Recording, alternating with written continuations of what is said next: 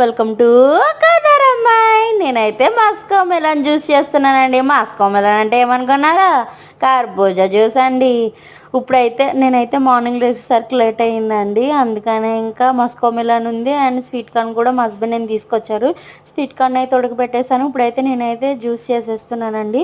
ఇప్పుడంటే ఇట్లా జ్యూసులు ఇవి ఉన్నాయి, కానీ ఆ పూర్వకాలంలో అప్పుడు ఏముండేయండి, నైట్ అన్నం ఎక్కువ వండేసుకుని దాన్నే తోడు పెట్టేసుకుని పొద్దుటే చల్లదన్నంగా తినేసి ఇవ్వరు కదండి. ఇప్పుడు దానికే కొత్తగా పేరు పెట్టారు, పిరమిడ్ రైస్ అని.